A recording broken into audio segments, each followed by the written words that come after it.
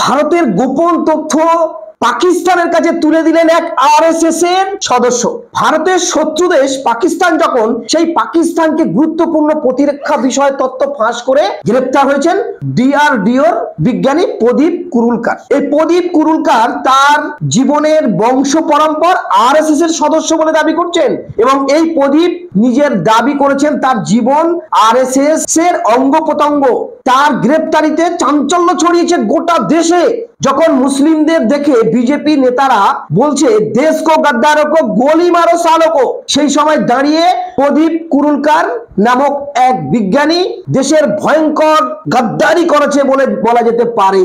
কারণ পাকিস্তানকে গোপন তথ্য তুলে দিয়েছে। এ বিষয়ে কি নিশ্চুপ থাকবে যারা বলতো দেশ কো গদ্দারো কো গোলি মারো সালো কো? তাহলে এই ভারতের গদ্দার আসলে কারা? উঠে আসছে একের পর এক চিত্র।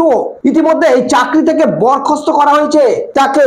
এই ঘটনায় মুখ পুড়েছে স্বঘোষিত দেশভক্ত বলে দাবি করা আরএসএস এর। কারণ প্রদীপ কুরুলকারের অতীত বলছে দেশদ্রোহিতা তো দূরের কথা, শৈশব থেকে রাষ্ট্রীয় স্বয়ংসেবক সংঘের কাছে রীতিমতো দেশভক্ত হওয়ার পাঠ নিয়েছেন তিনি। তবে আরএসএস এর কাছে তিনি ঠিক কি পাঠ নিয়েছিলেন তা ধাপেই স্পষ্ট হচ্ছে। এখন প্রদীপ কুরুলকারের এমন একজন ব্যক্তি যিনি পুনেতে রাষ্ট্রীয় স্বয়ংসেবক আরএসএস এর শাখার দেশপ্রেম পাঠ শিখেছেন। প্রদীপ কুরুলকার জানিয়েছেন সংঘ হলো এমন একটি সংগঠন যা তার শ্বাস প্রশ্বাসের সঙ্গে জড়িয়ে রয়েছে, অথচ তিনি সেই শত্রু যারা পাকিস্তান তাদেরকে গুরুত্বপূর্ণ তথ্য সরবরাহ করেছেন, দেশের সঙ্গে বিশ্বাসঘাতকতা করেছেন। কার্যত বংশ পরম্পর আরএসএস এর সঙ্গে যুক্ত বিজ্ঞানী প্রদীপ কুরুলকার গত বছর এক ইউটিউব চ্যানেলে সাক্ষাৎকার দেওয়ার সময় তিনি বলেন তার ঠাকুরদা একজন গতিবিদ, একই সঙ্গে তিনি ছিলেন আরএসএস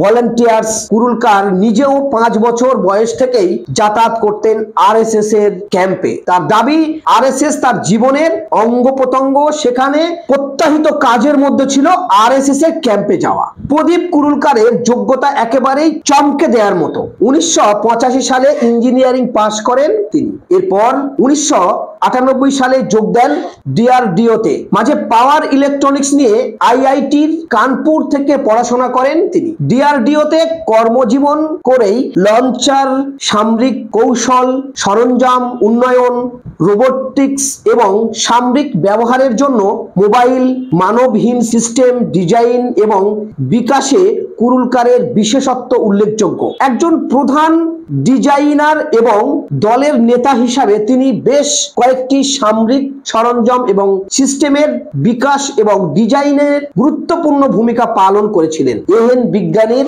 এমন দেশদ্রোহিতা কার্যকলাপে স্বাভাবিকভাবে চাঞ্চল্য ছড়িয়েছে, পাশাপাশি মুখ পুড়েছে নিজেদের স্বঘোষিত দেশপ্রেমিক বলে দাবি করা আরএসএস এর। উল্লেখ্য, পাকিস্তানের হয়ে চরবৃত্তি করার অভিযোগ প্রদীপ কুরুলকারের গ্রেপ্তার করেছে এটিএস।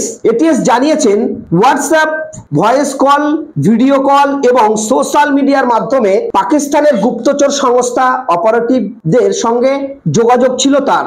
এটিএস আরো জানিয়েছে এই বিজ্ঞানীকে হানি ট্যাপ করে ফাঁদে ফেলা হয়েছিল। 59 বছর বয়সী এই প্রদীপ কুরুলকার বিজ্ঞানীকে গ্রেপ্তার করার পাশাপাশি বরখাস্ত করা হয়েছে চাকরিতে, অর্থাৎ চাকরি থেকেও তাকে বাদ দেওয়া হয়েছে।